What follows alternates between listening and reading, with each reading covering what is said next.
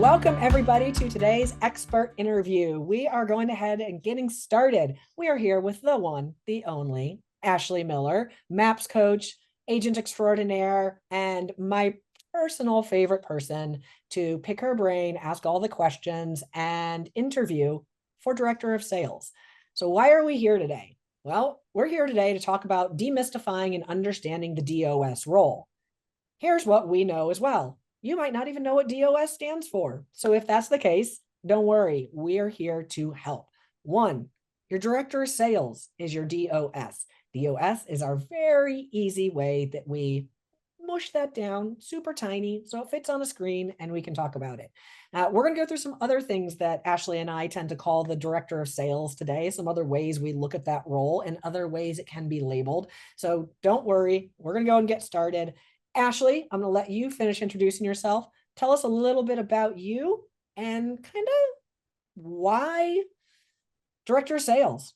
How have Yeah. you become the person that we go to about director of sales over time? How has that become your lane?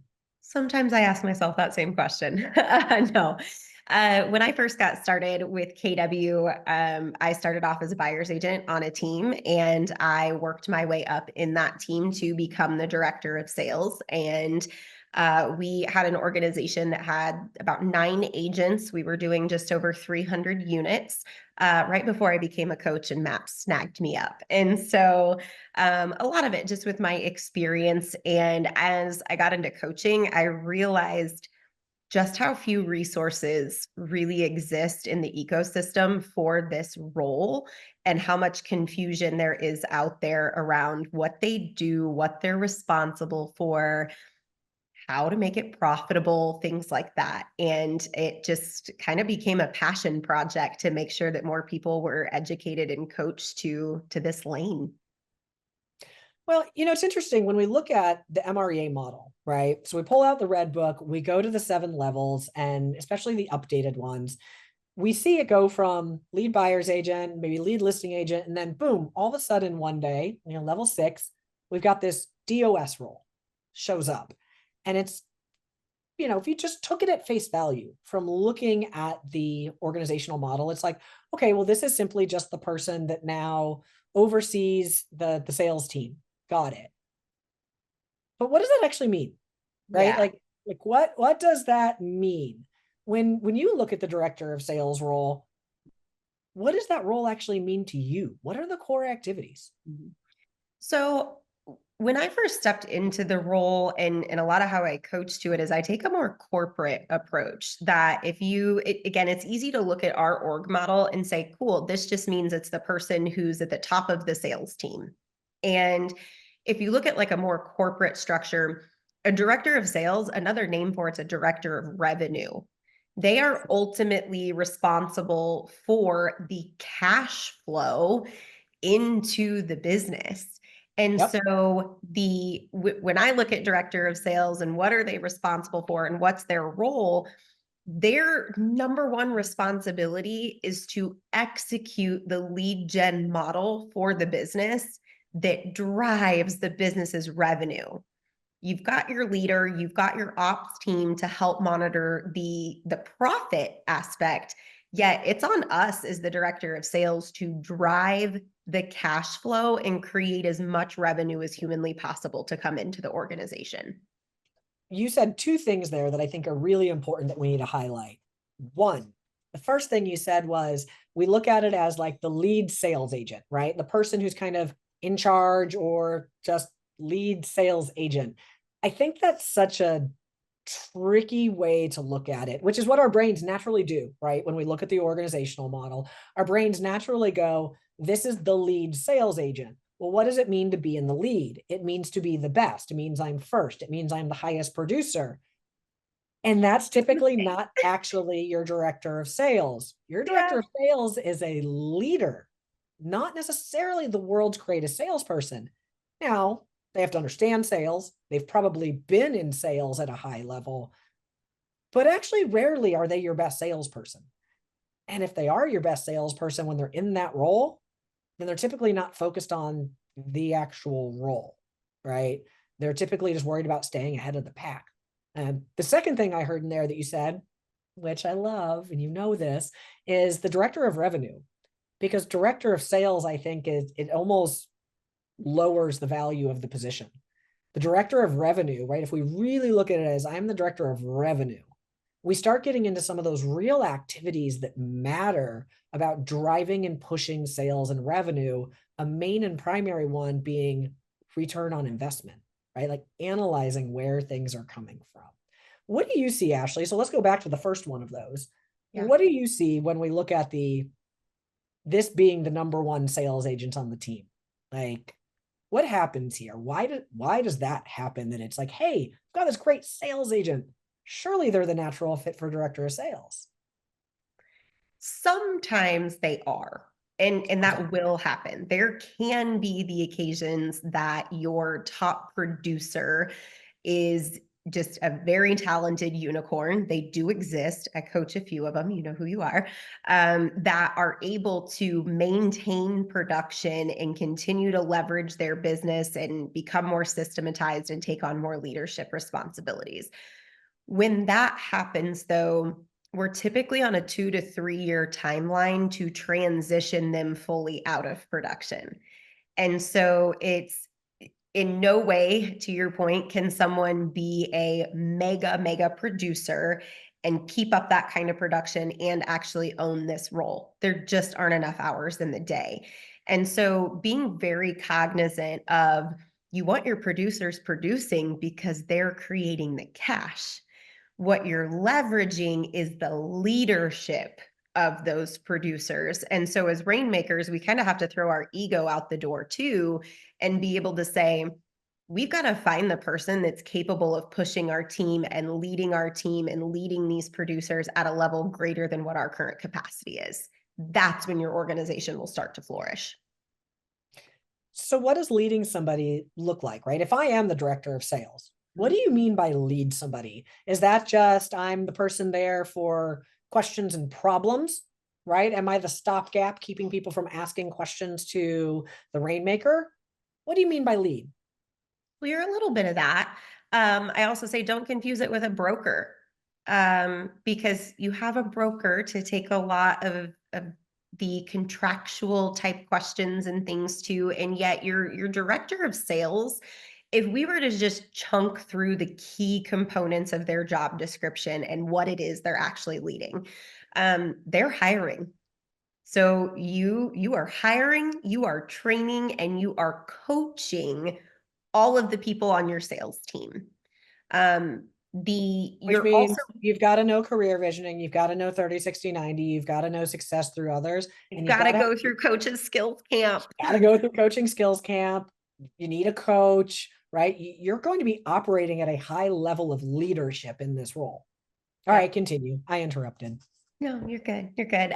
You're also leading things like your sales team meeting. So the weekly team meeting, or some people do daily huddles. You're leading the role play for your organization and ensuring that our agents are practicing the right conversations in real time as it relates to today's market, changes that are happening in the organization, things like that. You also work really closely with the rest of the leadership team. So, you're participating in executive meetings each week with the Rainmaker or CEO and the director of operations. You and the director of operations are working very closely together as leadership partners, to really ensure that systems and processes are always there to support the sales team. I love my ops people.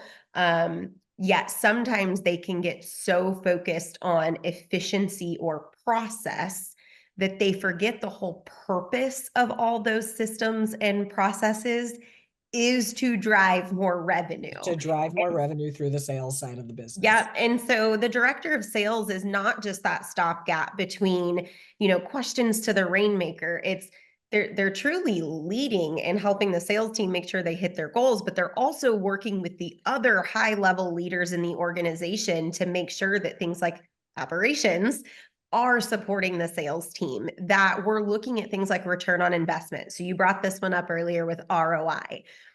Director of sales and director of ops should be working really closely together to see if everything that we're putting, both time, meaning the activities our agents are doing, and money, where we're putting our lead gen investment dollars, are actually producing a return for the business. I can't tell you the number of times that I have seen agents create these really awesome plans. They're on a dialer for 2 to 3 hours a day, 5 days a week. And 6 months goes by and you actually look at where their business is coming from, and not one bit of it's coming from that.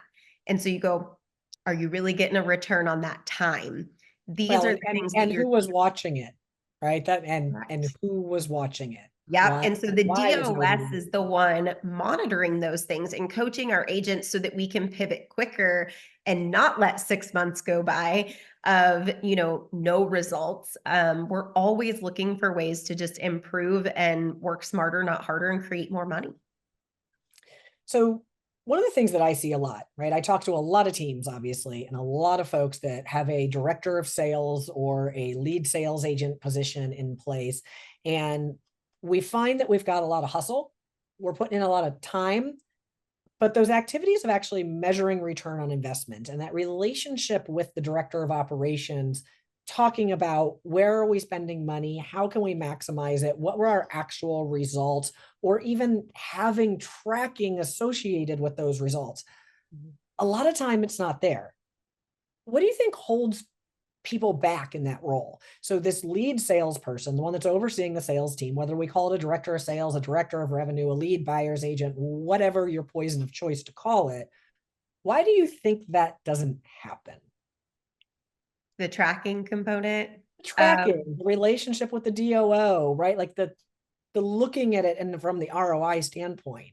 Why do you think it doesn't happen? Most of the time it's because you put the wrong person in that seat on the bus.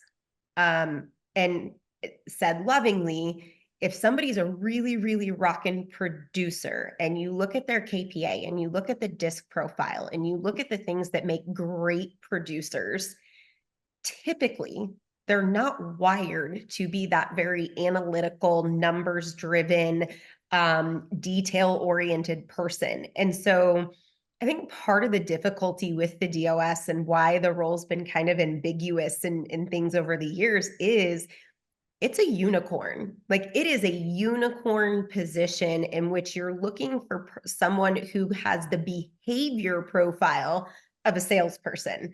They can interact socially, they understand salespeople, they've got a little bit of that high I, the high D in them, but they have to think like an operations person.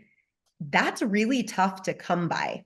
And so as rainmakers or as team owners, we tend to push the easy button, which is I'm going to turn my lead agent, my top producer, into a DOS, in which case your production usually ends up going down. At least in my experience, that's what we see. Goes down, Goes and down. you frequently then lose that person Yeah, when they can't succeed in the role. And correct. that's double whammy. Yep. And it's one of those that it's like it's so slowly. It happens, and one day you wake up and that's where you are. The other piece is, so it's either like we again put a lead agent in and they're not wired to have that super critical thinking, the analytical ability, and therefore it's hard for them to sometimes relate or build the relationship with the DOO. And it can start to feel like we have silos in the organization where you've got a sales team and an ops team that are butting heads instead of truly coming together as partners, meaning I understand how you think.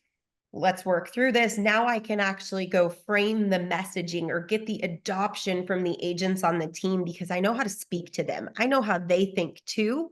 How do we get them on board with said systems or processes or the tracking and understanding the importance? I often say sales. We have the class called language of sales, which I know is very like technical, but I'm like, sales really should be its own language out there because you just have to speak a certain way for people to understand the message. Well, and when you look at it, it's like, okay, so we get these silos. The director of operations, the director of sales is over here. And sometimes we don't have them speaking the right language of business. I look at the director of sales, like this is an entrepreneur. This is somebody who's got CEO and owner mentality that is choosing to work in another organization because they want to be a part of something bigger. They don't necessarily want to go do it on their own. They want to be a part of your organization. But the trick here is, and a lot of the things that Ashley just talked about is, it is the mentality of an owner. It's the mentality of the return on investment, partnering with the director of operations. Like the director of ops and the director of sales should not be butting heads like this. They should be coming together, right? They should be working in collaboration to make the entire thing stronger.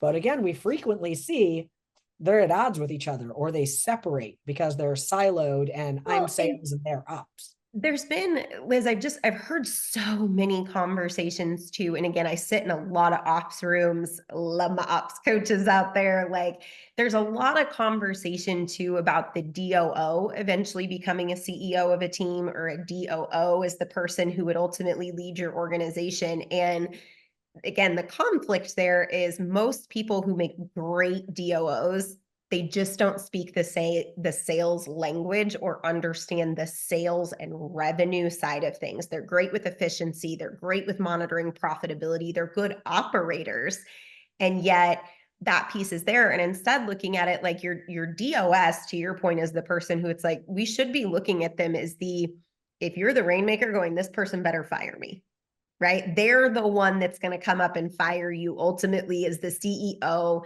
let you go on about seventh leveling your business and say, okay, go run the world. But they're doing that in partnership with the DOO, who at that point has probably worked their way up to a COO. But it's Right. understanding, again, if we go to that corporate language, it's a little easier to understand. DOS has that CEO mindset, the CEO mentality. They're working right alongside in partnership with your DOO, COO. So let's talk about the hard part here on this. Oh boy. How do I take somebody who is probably maybe not the best sales agent, but definitely above average, good sales agent, speaks the sales language, which um, sales agents, I'm going to say something that's going to be a little harsh on you. You don't have the most refined leadership skills typically, right? Because we're sales, we're more assertive, we're more aggressive, we're closers, we want to move to the next deal. Yep. How do we now get this person who's exhibiting some leadership skills, we believe is qualified, they understand it, and they've got a little bit of that owner mentality? How do we treat them and get them to actually truly think and own the role as the leader? Like, how do we get them to think like an owner inside of our organizations? What do you see that works?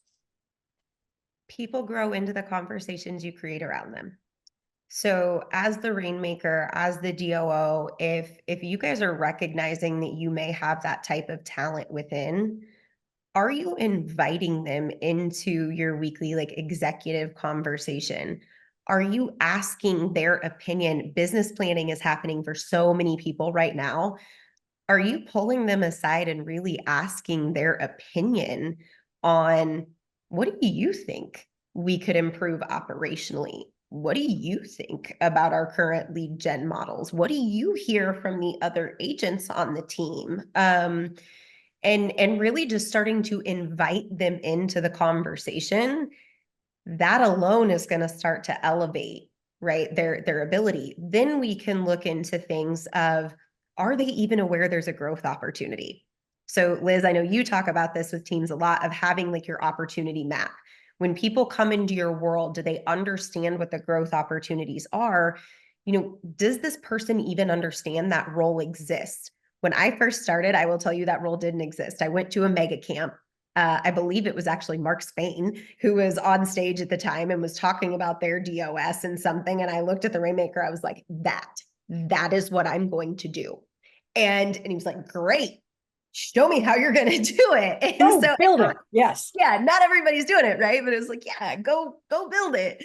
And so it's invite people into those conversations. If you see that potential talent in them, let them know that there's an opportunity. Let them know, hey, this is typically what that role does. Is it something you'd be interested in? Then we can start to develop a growth plan, an actual growth plan on, okay, let's work on some leadership skills. Part of their, right, if you're working with them then in their 411, because at this point the rainmaker's overseeing the sales team. So this person, if you're doing a 411 with them, what books are they reading on leadership?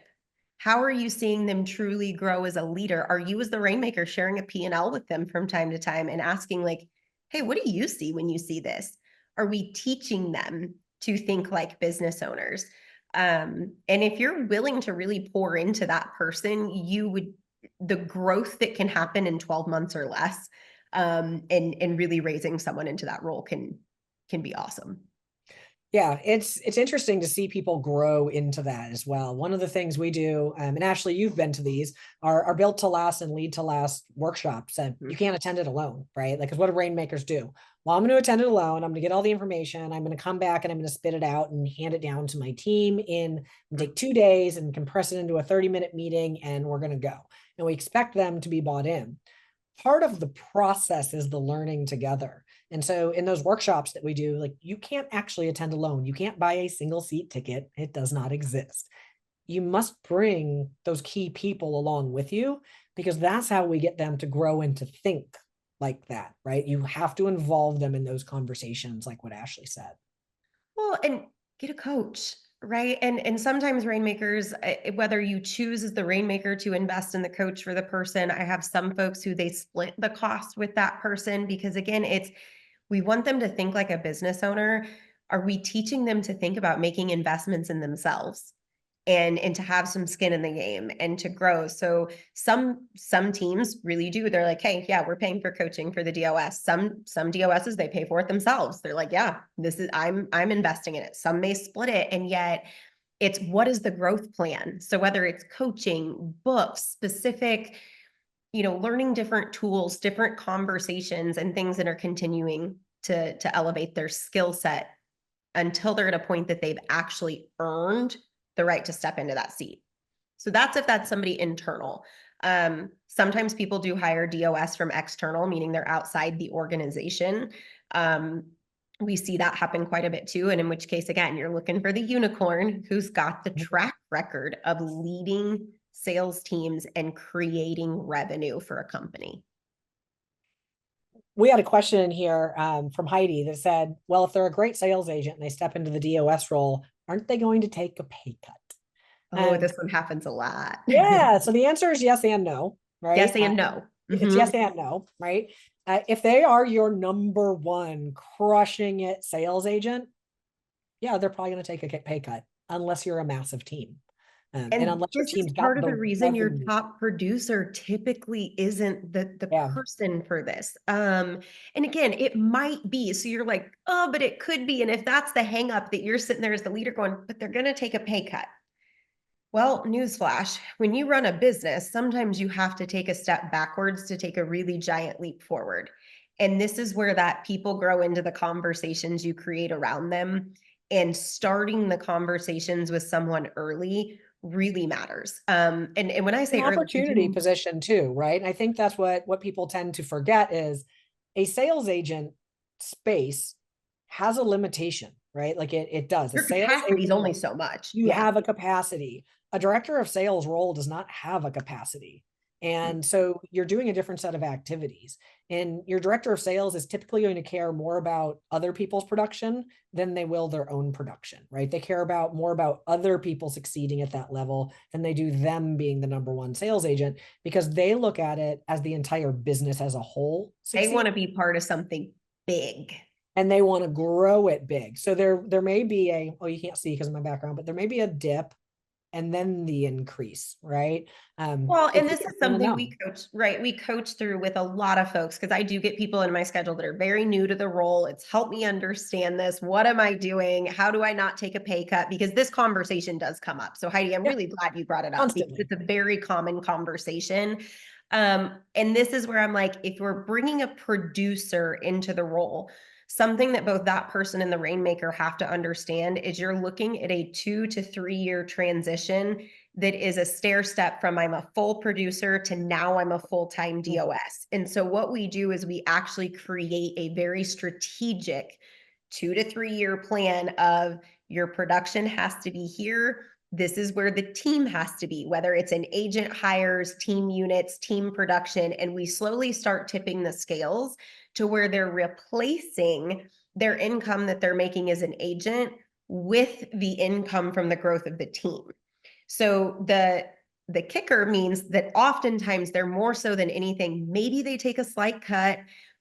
Oftentimes they go stagnant, meaning I may not grow my income for a period of time because I'm replacing it.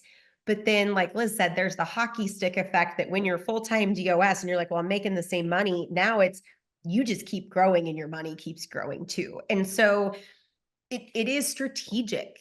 And it's something that if we don't have the patience to go through that the right way, this is where teams will lose really great talent because we either pull the production rug out from under them, which means team production goes down in general, their income goes down, and they're ultimately out the door.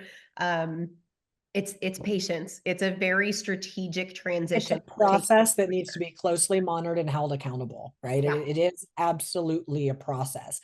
And what Ashley was saying about what's the future opportunities and the vision, knowing the future opportunities and the vision, that's what a DOS is going to buy into. They're rarely taking the role for the role. They're taking they don't take it for the pay. Yeah.